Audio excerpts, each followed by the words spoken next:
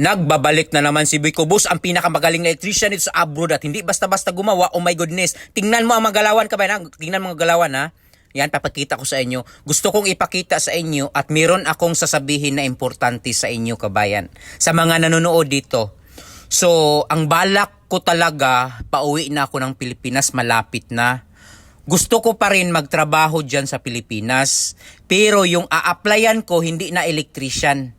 Kasi nagsawa na ako sa electrician na trabaho, electrical na trabaho. Electrical pa rin yung tatrabahoin ko dyan sa Pilipinas, pero hindi na electrician, kundi isa ng foreman, no? Naririnig nyo kabayan? Foreman na yung gusto kong applyan dyan sa Pilipinas. Tingnan mo ang galawan ha. Tingnan mo muna ang galawan. Oh! Tingnan mo kasama ko kabayan, oh. Tinulak niya ako. Napasigaw siya sa kanyang sarili kung gaano ako kabilis. No? Kung gusto mong makita kabayan kung gaano ako kabilis, pumunta ka sa comment section. Meron akong ilalagay doon at mapapawaw ka talaga kabayan. No? Actually kabayan, ang gusto kong applyan sana ay supervisor. Kasi mababa man yung foreman kaysa sa supervisor. Kasi dito sa abroad, yung tinatrabaho ko na matataas na supervisor, minsan ako supervisor, minsan engineer ako kasi ako na nagpaplano eh. Hindi yung mga engineer nga dito halos hindi na magplano, ako na yung magplano. So ito sasabihin ko sa inyo, lahat tinatrabaho ko na dito. So hindi na ako pwede maging electrician kung uuwi ako ng Pilipinas. Pero proud ako sa isang electrician kasi dumaan ako sa electrician. Hanggang ngayon naging electrician pa rin ako. At iba-iba yung mga ginagawa kong trabaho sa abroad. Yan ang skill ko kabayan, electrician. Pero dahil pinakamagaling na ako dito sa abroad sa electrical na trabaho, kaya minsan nagsiship ako ng ibang trabaho, mga ganitong trabaho. Tingnan mong galawan, no? And then, tingnan mo galawan ha.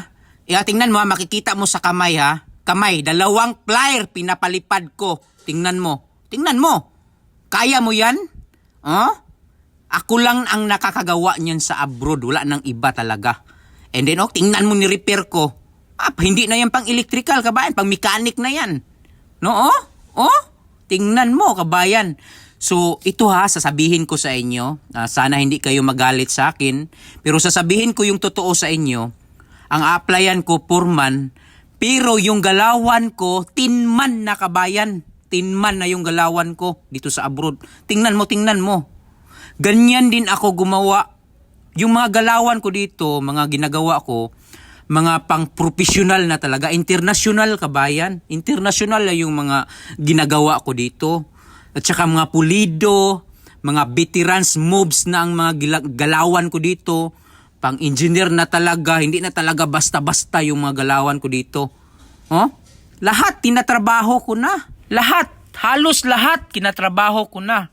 Hindi ko na alam kung ano yung gagawin ko kaya gusto kong maging isang foreman. Kahit yung skill ko, yung skill ko pang tinman na. Pero, kabayan, ito masasabi ko sa inyo, kung kayo yung tatanungin ko, tanggap ba ako maging isang foreman kahit yung skill ko ay tinman na? So, kung kayo kabayan ako, makasama ko kayo sa Pilipinas, marami tayong pag-uusapan about abroad, isi-share ko sa inyo. So, sana pag-uwi ko sa Pilipinas, magkasama tayo sa trabaho. Kasi, hindi pa lang kayo naka-comment, hindi pa lang kayo nakasagot, alam ko natanggap na ako. Kasi alam ko sa sarili ko Oh my goodness, hindi basta-basta.